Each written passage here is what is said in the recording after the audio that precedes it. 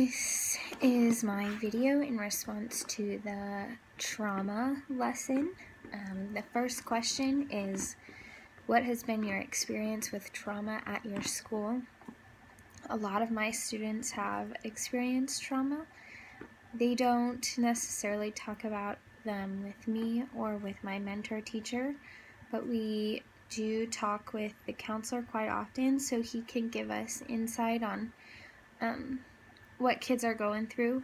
We had one student at the beginning of the year. He was one of our worst behaviors. He would never sit in his desk. He would never do what we would ask him to do. He just wouldn't do anything. His language was vulgar. And one day, after he had been gone for 2 days in a row after the weekend, the attendants said that his mother said that their car broke down on the way back from the weekend in Minnesota. So when we asked the student if they got the car all fixed, he was very confused and he was like, "What? We didn't have a flat tire," and proceeded to tell this story about how either dad or mom's boyfriend, whether they're the same person or not, was in jail and they were trying to figure out bail. And so the student kind of lives on the edge, stressful life all the time, and there's not much consistency there, and so that contributed a lot to his behavior. And so what my mentor teacher and I did basically was whoever was teaching the majority of that lesson, the other would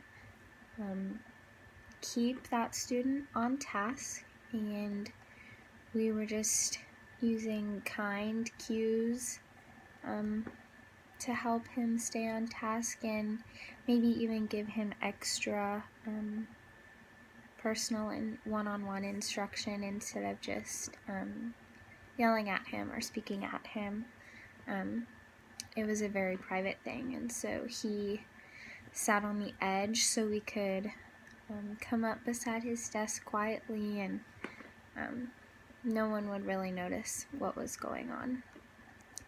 We have had some other students who go back and forth between parents' house, and so often they don't have their binders with all of their homework because they left it at dad's house and they were at mom's house last night, and so that's another big issue that we see all the time. And so we've created a borrowed binder that students get to take around when they don't have their binder, so it gives them supplies like a pencil and a pen and eraser, and there's some paper in there as well, and then they can have all of the papers they receive that day in one spot, so they can leave those paper in their locker so they don't lose those or put them in their backpack at the end of the day. They do have to give us the binder at the end of the day. They don't get to take that home, just so that we can ensure that we have it for other students when they need it as well. The next question is, has your teacher or school administration talked to you about trauma-sensitive approaches? If so, what has been shared and how does that relate to the information given in this module? Well, we actually haven't had much instruction on that. Basically, all I've been told is my mentor teacher and I just think of ways that we can accommodate for this. So we may not know specifically if a student is experiencing trauma, but a lot of our students do. So we focus a lot on our tone in the classroom, and when we manage behaviors, we do make sure that it is a private thing. We're not putting a lot of attention on that student, and so we're very conscious about how we react because we can't control how they're going to react, so we have to control our emotions on our face and our reactions, and when we do that, the outcome is much better than if we have zero control of ourselves and lose all control.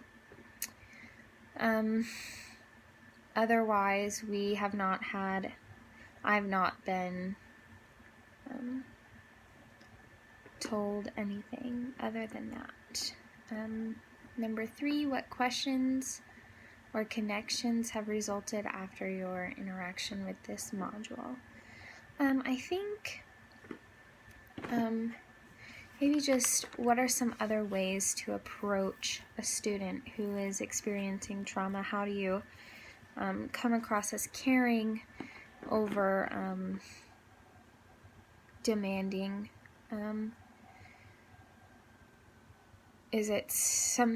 I would assume that you need to build trust before a student is going to tell you a lot of things, so it's not going to be a quick thing, but maybe building that trust and how you initiate that and what that looks like. That is all I have. Thank you.